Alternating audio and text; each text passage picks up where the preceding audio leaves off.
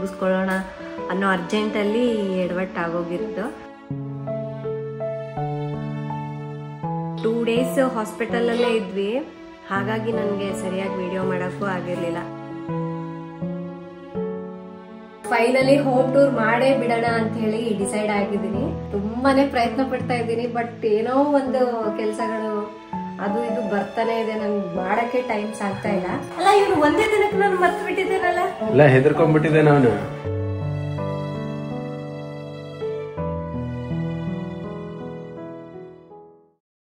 Hi friends, ನಾನು ಇವತ್ತು ಸಂಜೆಯಿಂದ ಬ್ಲಾಗ್ ಮಾಡ್ತಾ ಇದ್ದೀನಿ. ತುಂಬಾ ಜನರು ಇನ್ನು ಹೋಮ್ ಟೂರ್ ಯಾವಾಗ ಅಪ್ಲೋಡ್ ಮಾಡ್ತೀರಾ ಶರು, ನಾವು ವೆಯ್ಟ್ ಮಾಡ್ತಾ ಇದ್ದೀವಿ ಅಂತ ಹೇಳಿ ಕಾಮೆಂಟ್ಸ್ ಮಾಡಿ ಕೇಳ್ತಾ ಇದ್ದಾರೆ. ಸೊ ನಾನು ಹಾಕ್ಬೇಕು ಆ ವಿಡಿಯೋ ಅಂತ ಹೇಳಿ ತುಂಬಾನೇ ಪ್ರಯತ್ನ ಪಡ್ತಾ ಇದ್ದೀನಿ, ಬಟ್ ಏನೋ ಒಂದು ಕೆಲಸಗಳು ಅದು ಇದು ಬರ್ತಾನೆ ಇದೆ, ನನ್ಗೆ ಮಾಡಕ್ಕೆ ಟೈಮ್ ಸಾಗ್ತಾ ಇಲ್ಲ. ಸೊ ಅದಕ್ಕೆ ಇನ್ನು ಫೈನಲಿ ಹೋಮ್ ಟೂರ್ ಮಾಡೇ ಬಿಡೋಣ ಅಂತ ಹೇಳಿ ಡಿಸೈಡ್ ಆಗಿದ್ದೀನಿ. ನೆಕ್ಸ್ಟ್ ವಿಡಿಯೋ ಅಲ್ಲಿ ನಿಮ್ಗೆ ಹೋಮ್ ಟೂರ್ ಎಲ್ಲ ಬರುತ್ತೆ. ಇಲ್ಲಿ ನಮ್ಮ ಮನೆ ಪಕ್ಕ ಒಂದು ಮನೆ ಕನ್ಸ್ಟ್ರಕ್ಷನ್ ನಡೀತಾ ಇದೆ. ಈಗ ಯೂಶಲಿ ಕನ್ಸ್ಟ್ರಕ್ಷನ್ ಅಂದ ತಕ್ಷಣ ಡಸ್ಟ್ ಬರೋದು ಕಾಮನ್ ಅಲ್ವಾ, ಮನೆ ಎಲ್ಲ ಡಸ್ಟ್ ಆಗಿ ಹೋಗ್ಬಿಟ್ಟಿದೆ. ಇನ್ನ ಹಾಗೆ ಹೋಮ್ ಟೂರ್ ಮಾಡಿದ್ರೆ ಚೆನ್ನಾಗಿರೋದಿಲ್ಲ ಅಲ್ವಾ. ಇನ್ನ ಮಕ್ಕಳು ಅದು ಇದು ಅಂತ ಹೇಳಿ ಆಟ ಸಾಮಾನು ಎಲ್ಲ ತೆಗಿತಾನೆ ಇರ್ತಾರೆ. ಅದಕ್ಕೆ ಒಂದ್ಸಲ ಕ್ಲೀನ್ ಮಾಡ್ಕೊಂಡ್ಬಿಟ್ಟು ಹೋಮ್ ಟೂರ್ ಮಾಡೋಣ ಅಂತೇಳಿ ಇವತ್ತು ಬೆಳಗ್ಗೆಯಿಂದ ಅದೇ ಕೆಲಸ ಇಟ್ಕೊಂಡಿದ್ದೆ. ಆಲ್ಮೋಸ್ಟ್ ಈ ರೂಮ್ ಅಂತೂ ಕಂಪ್ಲೀಟ್ ಆಗಿ ಮಾಡ್ಬಿಟ್ಟಿದೀನಿ. ಇದು ಎಷ್ಟು ಮಾಡಿದ್ರು ಅಷ್ಟೇ, ಬೆಳಗ್ಗೆಗೆಲ್ಲ ಮತ್ತೆ ಎಲ್ಲ ಹಾಲಿಗೆ ಬಂದ್ಬಿಟ್ಟಿರುತ್ತೆ ಗೊಂಬೆಗಳೆಲ್ಲ. ನಾವು ಪ್ರತಿ ವರ್ಷ ಒಂದಿಷ್ಟು ಟಾಯ್ಸ್ ಡೊನೇಟ್ ಮಾಡ್ಬಿಡ್ತೀವಿ, ಆದ್ರೂ ಹೊಸ ಟಾಯ್ಸ್ಗಳು ಬರ್ತಾನೆ ಇರುತ್ತೆ, ಮನೆ ತುಂಬತಾನೆ ಇರುತ್ತೆ. ನನಗೆ ಅದು ಇಟ್ಕೊಳಕ್ ಆಗ್ದೇನೆ ಕೆಲವು ಕೊಟ್ಬಿಡ್ತಿದ್ದೀನಿ. ಇನ್ನ ಮೇಲ್ಗಡೆ ಅಂತೀರಾ, ಮೇಲ್ಗಡೆ ರೂಮಲ್ಲಿ ಅಂದ್ರೆ ನಾವು ಇದೀವಲ್ಲ, ಅಲ್ಲಿ ಏನು ಅಷ್ಟು ಗಲೀಜ್ ಆಗೋದಿಲ್ಲ. ಯಾಕೆಂದ್ರೆ ಯಾವಾಗ ಡಸ್ಟ್ ಇರುತ್ತೆ, ಏನ್ ಗಲೀಜ್ ಆಯ್ತು ಅಂದ್ಕೊಳ್ಳಿ, ಅವಾಗಿಂದ ಅವಾಗ್ಲೇ ಕ್ಲೀನ್ ಮಾಡ್ಕೊಳ್ತೀನಿ. ಸೊ ಅಲ್ಲಿಂದ ಏನ್ ನೆಸೆಸಿಟಿ ಇಲ್ಲ, ಬರೀ ಕೆಳಗಡೆ ರೂಮ್ಗಳಷ್ಟೇ ಕ್ಲೀನ್ ಮಾಡ್ಕೋಬೇಕಾಗಿತ್ತು. ಸೊ ಇವತ್ತು ಈ ಗೆಸ್ಟ್ ರೂಮ್ ಕಂಪ್ಲೀಟ್ ಆಗಿದೆ. ಇದು ಒಂದು ಮಿರರ್ ಒಂದು ಒರ್ಸೋದನ್ನ ಮರ್ತೋಗ್ಬಿಟ್ಟಿದೀನಿ ನಾನು, ಅದೊಂದು ಒರ್ಸ್ಬೇಕು. ಇನ್ನ ಇವತ್ತೇ ಕಿಚನ್ ಮಾಡೋಣ ಅನ್ಕೊಂಡೆ, ಅವ್ನು ಎದ್ಬಿಟ್ಟ. ನಾವು ಆಲ್ರೆಡಿ ಊಟ ಮಾಡಿದೀವಿ, ಪಾಪ ದೀರು ಊಟ ಮಾಡಿಲ್ಲ, ಇನ್ನು ಅವನಿಗೆ ತಿನ್ಸೋದ್ರಲ್ಲೇ ಆಗೋಗ್ಬಿಡುತ್ತೆ. ಅದಕ್ಕೆ ನಾಳೆ ಬೆಳಗ್ಗೆ ಎದ್ದ ತಕ್ಷಣನೇ ಸೊ ಕಿಚನ್ ಒಂದು ಕಂಪ್ಲೀಟ್ ಆಗಿ ಕ್ಲೀನ್ ಮಾಡ್ಕೊಂಡ್ಬಿಟ್ರೆ ಆಯ್ತು. ಹೇಳ್ಬೇಕು ಅಂದ್ರೆ ಕಿಚನ್ ಅಲ್ಲೇ ಜಾಸ್ತಿ ಡಸ್ಟ್ ಇರೋದು. ನಾವು ಅದು ವಿಂಡೋ ಯಾವಾಗ್ಲೂ ಓಪನ್ ಮಾಡಿಟ್ಟಿರ್ತೀವಿ ಗಾಳಿ ಆಡ್ಬೇಕು ಅಂತ. ಸೊ ಅದು ಹೋಲ್ಸ್ ಇದೆ ಅಲ್ವಾ ಮೆಶ್ಗೆ, ಅದರಿಂದ ಬಂದ್ಬಿಟ್ಟಿರುತ್ತೆ. ಹಾಗಾಗಿ ಮೇನ್ ಕಿಚನ್ ಆಗಿ ಕ್ಲೀನ್ ಮಾಡ್ಬೇಕು. ನಾಳೆ ಕ್ಲೀನ್ ಮಾಡ್ಕೊಂಡು ಇನ್ನು ನೆಕ್ಸ್ಟ್ ಹೋಮ್ ಟೂರ್ ವಿಡಿಯೋ ಬಂದ್ಬಿಡುತ್ತೆ. ವೆಯ್ಟ್ ಮಾಡ್ತಾ ಇರಿ, ಓಕೆ ಸರಿನಾ? ದಿರು ಊಟ ಮಾಡ್ಸೋಣ, ಬದಿರು. ಮಮ್ಮು ತಿಂತೀಯಾ? ಊಟ ಮಾಡ್ತೀಯಾ? ಅವನು ಎಷ್ಟು ಚೆನ್ನಾಗಿ ಹಾಯ್ ಫ್ರೆಂಡ್ಸ್ ಅಂತ ಹೇಳ್ತಾನೆ ಗೊತ್ತಾ ರಾಜು? ಹಾಯ್ ಫ್ರೆಂಡ್ಸ್ ಅಂತ. ಈಗ ನಿದ್ದೆಲಿದೆ ನಾನು. ಏ ಚಿನ್ಮಮ್ಮ, ಏ ಚಿನ್ಮಮ್ಮ, ಹಾಯ್ ಫ್ರೆಂಡ್ಸ್ ಅನ್ನು. ಹಾಯ್ ಫ್ರೆಂಡ್ಸ್ ಅನ್ನಲ್ಲ ಅಂತ. ಇನ್ನ ನಿದ್ದೆ ಆಗಿಲ್ಲ ಅವನಿಗೆ. ನನಗೇನೋ ಮಲ್ಕೊಂಡಿದ್ ಚೆನ್ನಾಗಾಯ್ತು ಅನ್ನಿಸ್ತು. ಸ್ವಲ್ಪ ಕ್ಲೀನಿಂಗ್ ಎಲ್ಲ ಆಗೋಯ್ತಲ್ಲ, ಅದೊಂದು ಖುಷಿ ನನಗೆ. ಇನ್ನ ಈಗ ನೀವು ಊಟ ಮಾಡಿಸಿ ಬೇಗ ಮಲಗ್ಬಿಡ್ತೀವಿ, ಬೆಳಗ್ಗೆನೆ ಎದ್ದು ಕ್ಲೀನ್ ಮಾಡ್ಬೇಕಲ್ಲ. ಈಗ ಚಿನಿವಾಗ ಸ್ಕೂಲ್ ಬೇರೆ ಇಲ್ಲಲ್ಲ, ಹಂಗಾಗಿ 2 ಕೆಲಸ ಆಗ್ಬಿಡ್ತು. ಹೋಮ್ ಟೂರು ಆಗತ್ತೆ, ನನ್ಗೆ ಮನೆ ಕ್ಲೀನಿಂಗು ಆಗ್ಬಿಡತ್ತೆ ಅಂತ ಇದು ಪ್ಲಾನ್ ಮಾಡಿದ್ದೀನಿ. ಫ್ರೆಂಡ್ಸ್, ಇನ್ನೇನು ಎಲ್ರಿಗೂ ಊಟ ಆಯ್ತು. ದೀರುಗೆ ಸ್ವಲ್ಪ ವಾಕಿಂಗ್ ಕರ್ಕೊಂಡು ಹೋದ್ರೆ ಬೇಗ ಮಲಗ್ಬಿಡ್ತಾನೆ. ಇದೊಂದು ಹೊಸ ಟ್ರಿಕ್ ನಮ್ಗೆ, ಬೇಗ ಮಲಗ್ಬೇಕಂದ್ರೆ ಸ್ವಲ್ಪ ವಾಕಿಂಗ್ ಕರ್ಕೊಂಡು ಹೋಗ್ಬಿಡ್ಬೇಕು. ಆಯ್ತು, ನೀನೆ. ಈ ಸ್ಟ್ರೋಲರ್ನ ನಾನು ಲೋಲಾಪಿಂದ ತರಿಸ್ಕೊಂಡಿರೋದು. ದಿನಾಲೂ ಒಂದು 3 ರಿಂದ 4 ಸಲ ಅಂತೂ ದೀರುಗೆ ಯೂಸ್ ಮಾಡ್ತಾನೆ ಇರ್ತೀವಿ ಇದನ್ನು. ಇನ್ನು ಹೊಸ ಪೇರೆಂಟ್ಸು ನನಗೆ ಕೇಳ್ತಿರ್ತಾರೆ, ಈ ಸ್ಟ್ರೋಲರ್ ಎಷ್ಟು ವರ್ಷದ ಮಕ್ಕಳಿಗೆ ಯೂಸ್ ಮಾಡ್ಬೋದು ಅಂತ. ನಾನು ನಮ್ಮ ದೀರುಗೆ 6 ತಿಂಗಳಿರುವಾಗಲಿಂದನೂ ಯೂಸ್ ಮಾಡ್ತಾ ಇದ್ದೀನಿ. 6 ತಿಂಗಳ ಮಗುವಿಂದ ಹಿಡಿದು 3 ವರ್ಷದ ಮಕ್ಕಳವರೆಗೂ ಆರಾಮಾಗಿ ಯೂಸ್ ಮಾಡ್ಕೋಬೋದು. ಇನ್ನು ಮಕ್ಕಳು ಸೇಫ್ಟಿಗೆ ಇದರಲ್ಲಿ ಬೆಲ್ಟ್ ಕೂಡ ಕೊಟ್ಟಿರ್ತಾರೆ, ಈ ರೀತಿ ಹಾಕಿ ಕೂರಿಸ್ಬಿಟ್ರೆ ಆಯಿತು. ಇನ್ನು ಮಕ್ಕಳಿಗೆ ಬಿಸಿಲು ಬೀಳದ ರೀತಿ ಈ ರೀತಿ ಕ್ಯಾನೋಪಿ ಕೂಡ ಹಾಕ್ಕೋಬಹುದು. ಬೇಡ ಅಂದ್ಕೊಂಡಾಗ ಈ ರೀತಿ ಜಸ್ಟ್ ಫೋಲ್ಡ್ ಮಾಡಿ ಇಡ್ಬೋದು. ಇದನ್ನು ಈ ರೀತಿ ಮುಂದೆ ಹಿಂದೆ ಹಾಕ್ಕೋಬಹುದು.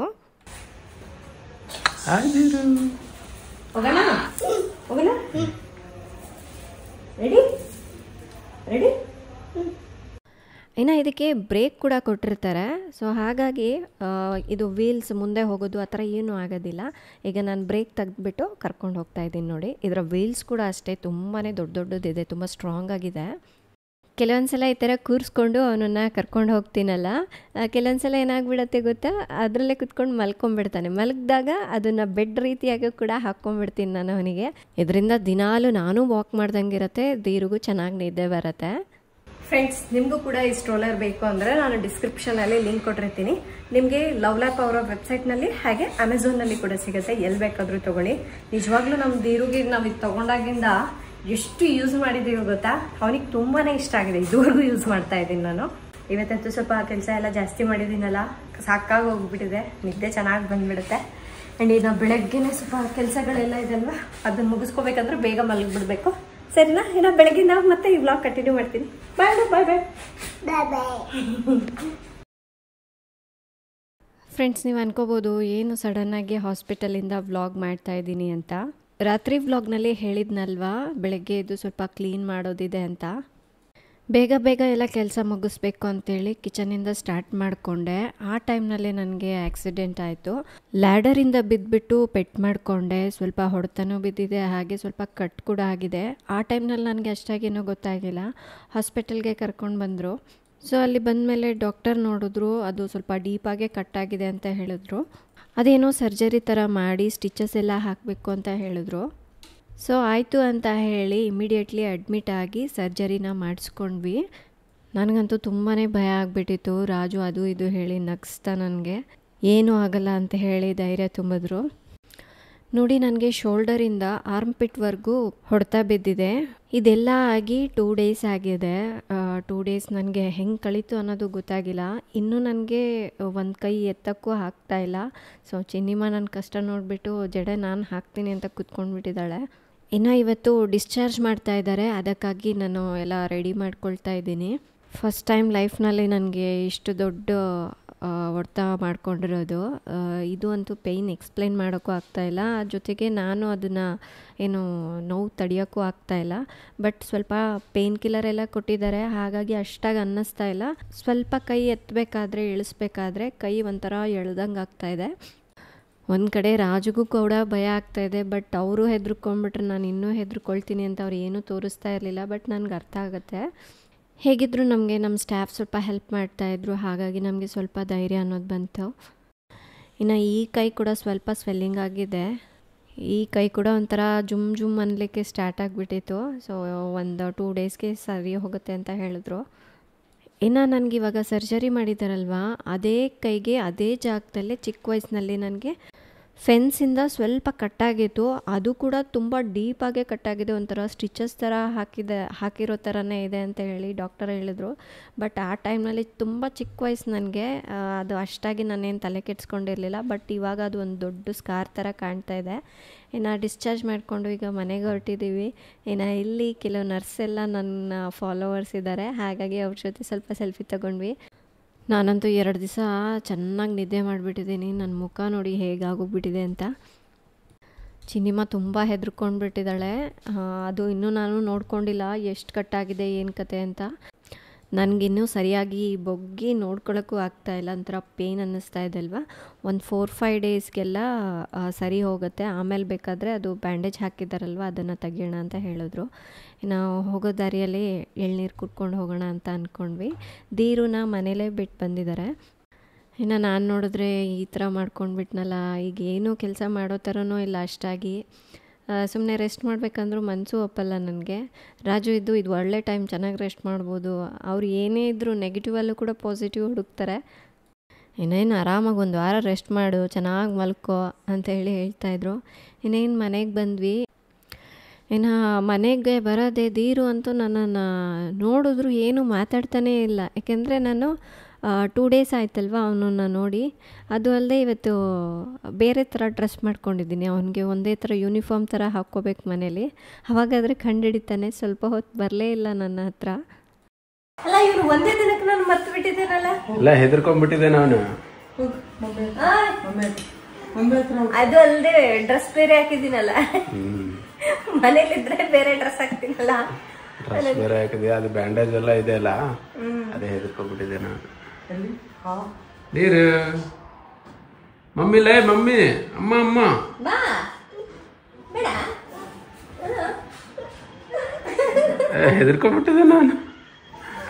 ಇನ್ನು ನಾನು ಮನೆಗೆ ಬಂದು ಧೀರನ್ ನೋಡೋದೇ ಸ್ವಲ್ಪ ಆ್ಯಕ್ಟಿವ್ ಆಗಿಬಿಟ್ಟೆ.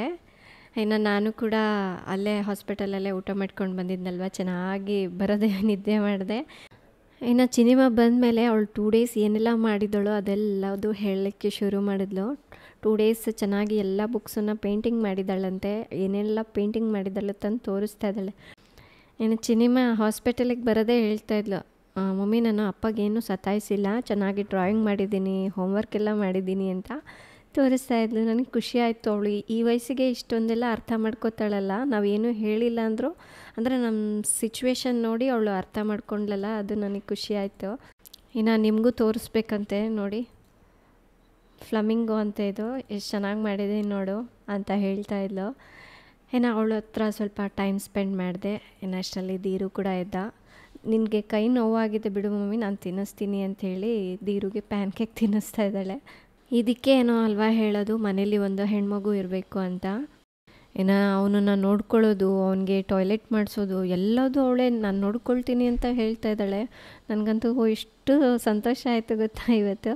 ಇನ್ನೊಂದು ಕಡೆ ರಾಜು ರಾತ್ರಿಗೆ ಅಡುಗೆ ರೆಡಿ ಮಾಡ್ತಾ ಇದ್ದಾರೆ. ನಮ್ಮ ಮನೇಲಿ ರಾತ್ರಿ ಹೊತ್ತು 2 ಥರದ ಪಲ್ಯ ಮಾಡಿ ಚಪಾತಿ ಮಾಡ್ತೀನಿ. ಅದರಲ್ಲಿ ಏನೂ ಚೇಂಜಸ್ ಆಗಬಾರ್ದು. ದಿನ ಹೇಗೆ ನಾವು ಊಟ ಮಾಡ್ತಾಯಿದ್ವಿ ನೀನಿದ್ದಾಗ ಅದೇ ಥರ ತಿನ್ನಬೇಕು ಅಂಥೇಳಿ ರಾಜುನೇ ಎಲ್ಲ ಸೊಪ್ಪೆಲ್ಲ ಕ್ಲೀನ್ ಮಾಡಿ ಒಂದು ಕಡೆ ಸೊಪ್ಪಿನ ಪಲ್ಯಗೆ ಇಟ್ಬಿಟ್ಟು ಇನ್ನೊಂದು ಕಡೆ ಪಡವಲಕಾಯಿ ಪಲ್ಯ ಮಾಡ್ತಾಯಿದ್ದಾರೆ. ಸೊ ಹೊರಗಡೆಯಿಂದ ತರಿಸ್ಕೊಂಡು ತಿಂದುಬಿಡೋಣ ಅಂತ ಅಂದ್ಕೊಂಡ್ವಿ. ಆದರೆ ನನಗೆ ಹೊರಗಡೆಯಿಂದ ತರಿಸಿರೋಂತಹ ಚಪಾತಿ ಇಷ್ಟ ಆಗಲ್ಲ. ಅದಕ್ಕಾಗಿ ಅವರೇ ರಾತ್ರಿ ಅಡುಗೆ ನಾನೇ ಮಾಡಿಬಿಡ್ತೀನಿ, ನೀನು ಸ್ವಲ್ಪ ಗೈಡ್ ಮಾಡು ಅಂತ ಹೇಳಿದ್ರು. ನಾನು ಅಲ್ಲೇ ಕುತ್ಕೊಂಡು ಅವ್ರಿಗೆ ಇದು ಹಾಕಿ ಅದು ಹಾಕಿ ಅಂತ ಹೇಳ್ತಾ ಇದ್ದೀನಿ. ನನಗೆ ನೋವಿರೋದು ಅವರಿಗೆ ಹೇಳ್ಕೊಳಕ್ಕೂ ಆಗ್ತಾಯಿಲ್ಲ. ಬಟ್ ಅದು ನನ್ನ ಫೇಸಲ್ಲಿ ಕಾಣುತ್ತಲ್ವ ರಾಜುಗೆ, ಅದು ಏನೋ ಒಂದು ನಗಿಸ್ಬೇಕಲ್ವ. ನೋಡು ಈ ಥರ ಅಡುಗೆ ಮಾಡಬೇಕು ನೋಡು, ದಿನ ಹಿಂಗೆ ಕಟ್ ಮಾಡಿ ಹಾಕಬೇಕು, ಫಸ್ಟ್ ಇದು ಹಾಕಬೇಕು ಅಂತೇಳಿ ಅವ್ರು ನನ್ನನ್ನು ರೇಗಿಸ್ಕೊಳ್ತಾ ಅಡುಗೆ ಮಾಡ್ತಾಯಿದ್ದಾರೆ. ಒಂದು ಕಡೆ ನೋವಿಗೆ ನನಗೆ ನಗೋಕ್ಕೂ ಸರಿಯಾಗಿ ಆಗ್ತಾಯಿಲ್ಲ. ನಾನೇ ಲೆಫ್ಟ್ ಹ್ಯಾಂಡಿಂದ ಮಾಡ್ತೀನಿ ಅಂದರೆ ಅವರು ನನಗೆ ಮಾಡೋಕ್ಕಲ್ಲ, ಹತ್ರನೂ ಸೇರಿಸ್ತಾ ಇಲ್ಲ. ಇಲ್ಲ ನೀನು ಕುತ್ಕೊಂಡು ನಾನು ಮಾಡ್ತೀನಿ, ನನಗೆ ಹೇಳು, ನನಗೆ ಬರುತ್ತೆ ಮಾಡ್ತೀನಿ ಅಂತೇಳಿ ಮಾಡ್ತಾಯಿದ್ದಾರೆ. ಸೊ ಇನ್ನು ಫೈನಲಾಗಿ ರಾತ್ರಿ ಡಿನ್ನರ್ ರೆಡಿ ಆಯಿತು ನೋಡಿ. ರಾಜು 2 ಮಕ್ಕಳಿಗೂ ಊಟ ಮಾಡಿಸ್ತಾರೆ. ಅಷ್ಟರಲ್ಲಿ ನಾನು ಕೂಡ ಊಟ ಮುಗಿಸ್ಕೊಳ್ತೀನಿ. ಮತ್ತೆ ಬಂದಮೇಲೆ ಈ ವ್ಲಾಗ್ನ ನಾನು ಕಂಟಿನ್ಯೂ ಮಾಡ್ತೀನಿ. ಫ್ರೆಂಡ್ಸ್, ಈಗ ತಾನೇ ಊಟ ಮುಗೀತು. ಸೊ ಇನ್ನೇನು ಮಲ್ಗಕ್ಕೆ ಹೋಗಬೇಕು. ಇನ್ನು ವ್ಲಾಗ್ ಎಂಡ್ ಮಾಡಿಬಿಟ್ಟು ಹೋಗೋಣ ಅಂತೇಳಿ ಬಂದೆ. ಆ್ಯಂಡ್ 2 ಡೇಸ್ ಹಾಸ್ಪಿಟಲಲ್ಲೇ ಇದ್ವಿ. ಹಾಗಾಗಿ ನನಗೆ ಸರಿಯಾಗಿ ವಿಡಿಯೋ ಮಾಡೋಕ್ಕೂ ಆಗಿರಲಿಲ್ಲ. ಅಂದರೆ ನಾನು 2 ದಿವಸ ಅದು ಹೆಂಗೆ ಕಳೀತು ನನಗೆ ಅನ್ನೋದೇ ಗೊತ್ತಾಗಿಲ್ಲ. ಇವತ್ತು ಸ್ವಲ್ಪ ಎದ್ದು ಕುತ್ಕೊಳ್ಳೋಕ್ಕಾಗ್ತಾ ಇದೆ, ಹಾಗಾಗಿ ಇವತ್ತು ವಿಡಿಯೋ ಮಾಡ್ತಾ ಇದ್ದೀನಿ. ಆ್ಯಂಡ್ ನನಗೆ ನಾನು ಏನು ಅಂದ್ಕೊಂಡಿದ್ದೆ ಅಂದರೆ, ಇಲ್ಲಿ ನನಗೆ ಕಟ್ಟಾಯ್ತಲ್ವ ಮನೇಲಿ, ಆವಾಗ ನಮ್ಗೆ ಅಷ್ಟಾಗಿ ಗೊತ್ತಾಗಿಲ್ಲ. ಅದು ಹಾಸ್ಪಿಟಲ್ಗೆ ಹೋದ್ಮೇಲೆ ನಮಗೆ ಗೊತ್ತಾಗಿದ್ದು ಎಷ್ಟು ಡೀಪಾಗಿ ಕಟ್ಟಾಗಿತ್ತು ಅಂತ. ಸೊ ತಕ್ಷಣಕ್ಕೆ ನಮಗೆ ಟ್ರೀಟ್ಮೆಂಟ್ ಎಲ್ಲ ಕೊಟ್ಟರು. 1 ದಿವಸ ನಾವು ಅಲ್ಲೇ ಹಾಸ್ಪಿಟಲಲ್ಲಿ ಇರಬೇಕು ಅಂತ ಹೇಳಿದ್ರು. ಹಾಗಾಗಿ 1 ಡೇ ಅಲ್ಲೇ ಇದ್ದು ಸ್ವಲ್ಪ ರಿಕವರ್ ಆದಮೇಲೆ ನಾನು ಮನೆಗೆ ಬಂದೆ. ಈಗ ಪರವಾಗಿಲ್ಲ ಸ್ವಲ್ಪ. ಬಟ್ ಏನಂದರೆ ತುಂಬ ಹೊತ್ತು ಕುತ್ಕೊಳಕ್ಕಾಗಲ್ಲ, ಇದೆಲ್ಲ ಪೇನ್ ಬಂದುಬಿಡುತ್ತೆ. ಯಾಕೆಂದರೆ ಅದು ಬಿದ್ದಿದ್ದೀನಲ್ಲ, ಸ್ವಲ್ಪ ಹೊಡೆತ ಬಿದ್ದಿದೆ, ಟೈಮ್ ಬೇಕಾಗತ್ತೆ ಸ್ವಲ್ಪ. ಇದೆಲ್ಲ ಒಂದು ಕೈಯಂತೂ ರಾಜು ಫುಲ್ ಊದ್ಕೊಂಡ್ಬಿಟ್ಟಿದೆ ನಂದು. ಸೊ ಇದಿಷ್ಟು ಊದ್ಕೊಂಡಿದ್ದೆ ಜಾಸ್ತಿ. ಬಟ್ ಆದರೆ ಏನಪ್ಪ ಅಂದರೆ ಡ್ರೆಸ್ಗಳೇನು ಹಾಕ್ಕೊಳಕ್ಕೆ ಬರ್ತಾಯಿಲ್ಲ. ರಾಜು ಹೆಲ್ಪ್ ಮಾಡಬೇಕು. ಒಂದು ಕೈ ಈಗ ಕಂಪ್ಲೀಟಾಗಿ ನನಗೆ ಇಲ್ಲವೇ ಇಲ್ಲ ಅನ್ನೋ ಥರನೇ ಫೀಲ್ ಆಗ್ತಾ ಇದೆ. ಏಕೆಂದರೆ ಅದು ಸ್ಟಿಚಸ್ ಎಲ್ಲ ಹಾಕಿದಾರಲ್ಲ, ಸ್ವಲ್ಪ ಮೂವ್ ಮಾಡೋಕ್ಕೂ ಆಗೋದಿಲ್ಲ. ಇಲ್ಲಿ ಬ್ಯಾಂಡೇಜ್ ಕೂಡ ಹಾಕಿದ್ದಾರೆ, ಹಾಗಾಗಿ ಅದು ಗಮ್ ಇದೆ ಅಲ್ವಾ, ಅಂಟ್ಕೊಳ್ತಾ ಇದೆ, ಹಿಂಗೆ ಎತ್ತಕ್ಕೂ ಆಗೋದಿಲ್ಲ. ಬಟ್ ಆದರೂ ಸ್ವಲ್ಪ ಕೈಯೆಲ್ಲ ಮೂವ್ ಮಾಡ್ತಾ ಇರಬೇಕು ಅಂತ ಹೇಳಿದ್ದಾರೆ, ಇಲ್ಲಾಂದ್ರೆ ಹಂಗೆ ಇಟ್ಕೊಂಡ್ಬಿಟ್ರೆ ಸೊ ಅದು ಪೇನ್ ಹಾಗೇ ಇರುತ್ತೆ. ಸ್ವಲ್ಪ ವರ್ಕೌಟ್ಸ್ ಎಲ್ಲ ಮಾಡಬೇಕು ಶೋಲ್ಡರ್ಗೆ ಅಂತ ಹೇಳಿದ್ದಾರೆ.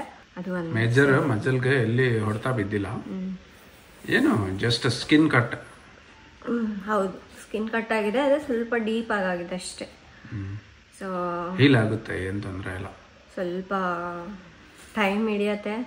ನನಗೆ ಇನ್ನೊಂದು ಕಡೆ ಒಂದು ಖುಷಿಯಾಗಿದ್ದು ಏನಪ್ಪ ಅಂದರೆ, ಚಿನ್ನಿಮಗೆ ಸ್ಕೂಲ್ ಇಲ್ಲ ಈ ಟೈಮ್ನಲ್ಲಿ. ಇಲ್ಲ ಅಂದಿದ್ರೆ ನನಗೆ ಅದು ತುಂಬ ಕಷ್ಟ ಆಗಿರೋದು. ಸ್ಕೂಲ್ ಇಲ್ಲ ಅಂತ ಹೇಳ್ಬಿಟ್ಟೆ ನಾನು ಇಂಥ ಕೆಲಸಗಳೆಲ್ಲ ಇಟ್ಕೊಂಡಿರ್ತೀನಿ. ಆ ಟೈಮ್ನಲ್ಲೇ ಹಂಗಾಯ್ತಲ್ವ, ಸ್ವಲ್ಪ ಏನೋ ನನಗೆ ಬ್ಯಾಲೆನ್ಸ್ ಮಾಡ್ಲಿಕ್ಕೆ ಆಗ್ತಾ ಇದೆ. ಅದೇ ಟೈಮ್ಗೆ ನಮ್ಮ ಇವರಿದಾರಲ್ವ ಆಂಟಿ, ಅವರು ಕೂಡ ಬಂದರು ಹುಷಾರಾಗಿದ್ದೀನಿ ಅಂತ ಹೇಳ್ಬಿಟ್ಟು. ಅಂದ್ರೆ ನಾನು ಏನೋ ಹೇಳೇ ಇಲ್ಲ, ಅವ್ರಿಗೂ ಹೇಳಿರಲಿಲ್ಲ. ಸೊ ನನ್ಗೆ ಆಗಿದ್ದ ದಿನನೇ ಅವ್ರು ಬೆಳಗ್ಗೆ ಬಂದಿದ್ದಾರೆ. ಬೆಳಗ್ಗೆ ಆಯ್ತಲ್ವ ಅವತ್ತೇ ಅವರು ಬಂದಿದ್ದಾರೆ. ಅದೇನೋ ಎಲ್ಲ ಆಗೋಗ್ಬಿಡ್ತು. ಸೊ ನಿಮಗೆ ಒಂದು ಕ್ಲಾರಿಟಿ ಇರಲಿ ಅಂತ ಹೇಳಿದೆ.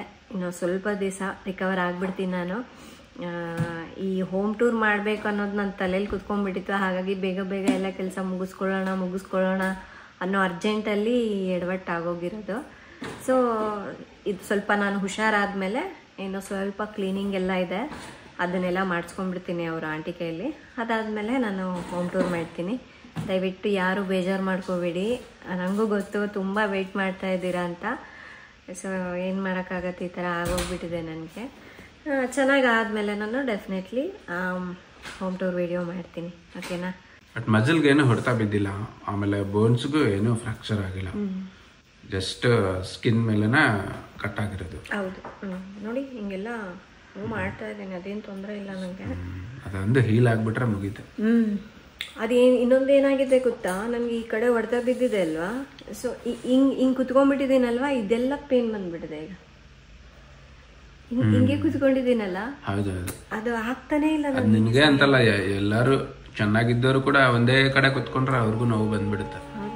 ಮತ್ತೆ ಅದಕ್ಕೆ ತುಂಬಾ ಹಾಸ್ಪಿಟಲ್ ಅಲ್ಲಿ ಯಾರಾದ್ರೂ ಬಿದ್ದಿರ್ತಾರಲ್ಲ ಈ ತರ ಕಟ್ಬಿಡ್ತಾರೆ, ಹಂಗ ಕುತ್ತಿಗೆಗೆ ಕೈಗೆ ಒಂದು ಬಟ್ಟೆ ಕಟ್ಟಿ ಸಪೋರ್ಟ್ ಕೊಡ್ತಾರೆ, ಜಾಸ್ತಿ ವೆಯ್ಟ್ ಆಗ್ಬಾರ್ದು ಅಂತ. ಬಟ್ ನನಗೆ ಅದ್ರ ಅಗತ್ಯ ಇಲ್ಲ ಅನ್ಕೊಳ್ತೀನಿ, ಇಲ್ಲಾಂದ್ರೆ ಹೇಳ್ತಾ ಇದ್ರು. ಇಲ್ಲ, ಅದು ಬೋನ್ ಹೀಲ್ ಆಗೋಕೆ, ನಿಂದೇನು ಬೋನ್ ಏನು ಡ್ಯಾಮೇಜ್ ಆಗಿಲ್ಲಲ್ಲ, ಸೊ ಅದಕ್ಕೆ ಹಾಗೆ. ಇದು ಇನ್ನ ಮೂಮೆಂಟ್ ಮಾಡ್ಬೇಕು ಈಗ, ಚೆನ್ನಾಗಿ ಎಲ್ಲ ಎತ್ತೋದು ಕೆಳಗಿಳಿಸೋದು ಅವಾಗ ಮಾಡ್ತಾ ಇದ್ರೆ ಇನ್ನೂ ಬೇಗ ಹೀಲ್ ಆಗುತ್ತೆ. ಹೌದು, ಬಟ್ ನನಗೆ ಇದೆಲ್ಲ ಫುಲ್ ರೆಡ್ ಆಗಿತ್ತಲ್ಲ, ಅದನ್ನೇನೋ ಹೊಲಿಗೆ ಹಾಕ್ಬೇಕಾದ್ರೆ ಏನೋ ಹಾಕಿರ್ತಾರಲ್ವ ಕೆಮಿಕಲ್ ಏನೋ ಅಂತ ಅನ್ಕೊಂಡೆ. ಅದು ಕೆಮಿಕಲ್ ಅಲ್ಲ, ಅದು ಹೊಡೆತ ಬಿದ್ದಿರೋದು ಆ ಥರ ಇದೆ ಅದು. ಬಟ್ ಆಗತ್ತೆ, ಸ್ವಲ್ಪ ಹೋಗುತ್ತೆ ಅಂತ, ಅದು ಕಂಪ್ಲೀಟ್ಲಿ ಹೋಗುತ್ತೆ, ಏನೂ ಇರಲ್ಲ. ಸ್ವಲ್ಪ ಒಂದು ಲೈನ್ ಥರ ಇರುತ್ತೆ, ಅದು ಕೂಡ ಆರ್ಮ್ ಪಿಟ್ ಕಾಣಲ್ಲ, ಡ್ರೆಸ್ ಗಿಸ್ ಎಲ್ಲ ಹಾಕ್ಬೋದು. ಮತ್ತು ಒಂದು 5 ಡೇಸ್ಗೆ ಮೆಡಿಸನ್ ಕೊಟ್ಟಿದ್ದಾರೆ, ಅದು ಮಾತ್ರ ಕರೆಕ್ಟಾಗಿ ಹಾಕ್ಕೊಳಕ್ಕೆ ಹೇಳಿದ್ದಾರೆ. ಮತ್ತು ಒಂದು 5 ಡೇಸ್ಗೆ ಟ್ಯಾಬ್ಲೆಟ್ಸ್ ಎಲ್ಲ ಕೊಟ್ಟಿದ್ದಾರೆ, ಪೇನ್ ಕಿಲ್ಲರ್ ಎಲ್ಲ ಕೊಟ್ಟಿದ್ದಾರೆ. ಹಾಗಾಗಿ ನನಗೆ ಸ್ವಲ್ಪ ಪೇನ್ ಏನು ಗೊತ್ತಾಗ್ತಾ ಇಲ್ಲ. ಟ್ಯಾಬ್ಲೆಟ್ಸ್ ಎಲ್ಲ ತೊಗೊಳ್ತಾ ಇದ್ದೀನಲ್ಲ, ಒಂಥರ ಮೈಲ್ಡ್ ಆಗಿದೆ ಪೇನ್, ಅಷ್ಟು ಒಂದು ಹೆವಿ ಅನ್ನಿಸ್ತಾ ಇಲ್ಲ. ಅದೇ ಟ್ಯಾಬ್ಲೆಟ್ಸ್ ಇದೆ ಅಲ್ವಾ, ಅದರಿಂದನೇ ಅಂದ್ಕೊಂಡಿದ್ದೀನಿ. ಒಂದು 5 ಡೇಸ್ ಆದಮೇಲೆ ಮತ್ತೆ ಬರೋಕ್ಕೆ ಹೇಳಿದ್ದಾರೆ. ಇನ್ನು ಆವಾಗ ಹೋಗಿ ಇದು ಬ್ಯಾಂಡೇಜ್ ಏನು ಹಾಕಿದಾರಲ್ವ ಅದನ್ನು ತೆಗೆಸ್ಕೊಳ್ಬೇಕು ಅಂದ್ಕೊಳ್ತೀನಿ. ಸೊ ಇನ್ನು ನಮ್ಮ 2 ಡೇಸ್ ಕತೆ ಇದಾಗಿತ್ತು. ನಾನಿವತ್ತು ಸ್ವಲ್ಪ ಮನೆಗೆ ಬಂದು ಚೆನ್ನಾಗಿ ಊಟ ಮಾಡಿದೆ ನೋಡಿ. ಅಲ್ಲಿ ಹಾಸ್ಪಿಟಲಲ್ಲಿ ಸರಿಯಾಗಿ ಊಟ ಮಾಡೋಕ್ಕೂ ಆಗಿರಲಿಲ್ಲ ನನಗೆ. ಇನ್ನು ದೀರು ಚಿನಿಮಾ ಎಲ್ಲರೂ ಇಲ್ಲೇ ಇದ್ರಲ್ವ, ಅದೊಂದು ಕಡೆ ಚಿಂತೆ ನನಗೆ. ಅಯ್ಯೋ ಮಕ್ಳು ಏನು ಮಾಡ್ತಾ ಇದ್ರು ಏನಿಲ್ಲ, ಯಾಕೆಂದ್ರೆ ಇಲ್ಲ ಅಂದ್ರೆ ಆರಾಮಾಗಿರ್ತಾನೆ ಅವನು, ಅಳಗ ಇಲ್ಲ, ನಿನ್ನಿದ್ರೇನೆ ಎಲ್ಲ ಚೇಷ್ಟೆ ಮಾಡೋದು. ನನ್ಗೆ ಅದೇ, ನಾನು ಸ್ವಲ್ಪ ಪ್ರಜ್ಞೆ ಬಂದ್ಮೇಲೆ ನಾನು ರಾಜುಗೆ ಅದೇ ಕೇಳಿದೆ, ಹೆಂಗಿದ್ದಾರೆ ಮಕ್ಕಳು, ಏನು ಮಾಡ್ತಾ ಇದ್ದಾರೆ ಅಂದರೆ, ಅವ್ರು ಆರಾಮಾಗಿದ್ದಾರೆ, ನೀನು ತಲೆ ಕೆಡಿಸ್ಕೊಬೇಡ, ನಿನ್ನ ಬಗ್ಗೆ ನೀನು ನೋಡ್ಕೊ, ಯೋಚನೆ ಮಾಡು, ಅವ್ರೇನು ಚೆನ್ನಾಗಿ ತಿನ್ಕೊಂಡಿದ್ದಾರೆ ಬಿಡು ಅಂತ. ಅವ್ನು ನನಗೆ ಮನೆಗೆ ಬರೋದೇ ಅವ್ನು ಯಾರು ಗೊತ್ತೇ ಇಲ್ಲ ಥರ ಒಂದು ಮಾಡಿಬಿಟ್ನಲ್ಲ, ನನಗದು ಸ್ವಲ್ಪ ಭಯ ಆಗ್ಬಿಡ್ತೀನೋ, ಒಂದೇ ದಿವಸಕ್ಕೆ ಮರ್ತೇ ಬಿಟ್ಟು ನಾವೇನು ಅಂತ. ಬಟ್ ಈಗ ಪರವಾಗಿಲ್ಲ, ಸೆಟ್ ಆಗಿಬಿಟ್ಟ ಅವನು, ನನ್ನ ಹತ್ರನೂ ಚೆನ್ನಾಗಿ. ಸರಿ ಫ್ರೆಂಡ್ಸ್, ಇನ್ನು ಒಂದು 5 ಟ್ಯಾಬ್ಲೆಟ್ಸ್ ಕೊಟ್ಟಿದ್ದಾರೆ, ಅದು ಹಾಕ್ಕೊಳಕ್ಕೆ ನನಗೊಂದು ½ hour ಬೇಕಾಗತ್ತೆ. ಅದೇ ಹಾಕ್ಕೊಳ್ತೀನಿ, ನನಗೆ ಟ್ಯಾಬ್ಲೆಟ್ಸೇ ಆಗೋದಿಲ್ಲ. ಇನ್ನು ಅದು ಹಾಕ್ಕೊಂಡ್ರೆ ಆಯ್ತು, ನಿದ್ದೆ ಆಟೋಮೆಟಿಕ್ಕಾಗಿ ಹೋಗಿ ಮಲಗಿದ್ರೆ ಸಾಕು, ನಿದ್ದೆ ಬಂದುಬಿಡುತ್ತೆ. ಅದು ಇನ್ನೊಂದೇನೆಂದರೆ, ಹಿಂಗೆ ಸ್ಟ್ರೇಟಾಗಿ ಮಲಗ್ತಾ ಇದ್ದೀನಲ್ವ, ಇದು ಕುತ್ತಿಗೆ ಹಿಡ್ಕೊಂಡು ಹಿಂಗೆ ತಿರ್ಗೋಕ್ಕೂ ಆಗ್ತಾಯಿಲ್ಲ. ಇದು ಸ್ವಲ್ಪ ವೆಯ್ಟ್ ಇರೋದ್ರಿಂದ ಒಂದು ಸೈಡ್ ಮಲಗೋಕ್ಕಾಗಲ್ಲ, ಸ್ಟ್ರೇಟಾಗೇ ಮಲಗಬೇಕು. ಹಾಗಾಗಿ ಸ್ವಲ್ಪ ಒದ್ದಾಡಿ ಮಲ್ಕೊಂಡ್ಬಿಡ್ತೀನಿ. ಮತ್ತೆ ಬೆಳಗ್ಗೆನೇ ಎಚ್ಚರ ಆಗೋದು, ಅಲ್ಲಿವರೆಗೂ ಎಚ್ಚರನೇ ಆಗಲ್ಲ. ಸರಿನಾ ಚಿನಿಮಾ, ನಡಿ ಹೋಗೋದ. ಫ್ರೆಂಡ್ಸ್, ಇನ್ನು ಟ್ಯಾಬ್ಲೆಟ್ಸ್ ಹಾಕ್ಕೊಂಡು ನಾನು ಚಿನಿಮಾ ಕೆಳಗಡೆ ಒಂದು ಗೆಸ್ಟ್ ರೂಮ್ ಇದೆ ಅಲ್ವಾ, ಅಲ್ಲಿ ಮಲಗ್ತಾ ಇದ್ದೀವಿ. ಧೀರು ಮತ್ತು ರಾಜು ಮೇಲ್ಗಡೆ ಮಲ್ಕೊಳ್ತಾರೆ. ಯಾಕೆಂದರೆ ಅವ್ನು ಸಡನ್ನಾಗಿ ಕೆಲವೊಂದ್ಸಲ ಎದ್ಬಿಟ್ಟು ನನ್ನ ಮೇಲೆ ಬಿದ್ದರೂ ಕಷ್ಟ ಅಲ್ವಾ. ಅಂದರೆ ಡೈಲಿ ಬೀಳ್ತಾನೆ ಇರ್ತಾನೆ, ಅದು ಎಕ್ಸ್ಪೀರಿಯೆನ್ಸ್ ಆಗಿದೆ. ಇನ್ನು ಈ ಟೈಮ್ನಲ್ಲಿ ಏನಾದರೂ ಬಿದ್ದ ಅಂದರೆ ತುಂಬಾ ಹೊಡೆತ ಬೀಳುತ್ತೆ. ಅದಕ್ಕಾಗಿ ರಾಜು ಇದು ನೀವು ಕೆಳಗಡೆ ಮಲ್ಕೊಳ್ಳಿ, ನಾನು ಮೇಲ್ಗಡೆ ಮಲ್ಕೊಳ್ತೀನಿ ಧೀರುನ್ ಕರ್ಕೊಂಡು ಅಂತ ಹೇಳಿದ್ರು. ಗುಡ್ ನೈಟ್ ಅನ್ನ, ಬಾಯ್ ಬಾಯ್ ಅನ್ನದಿರು.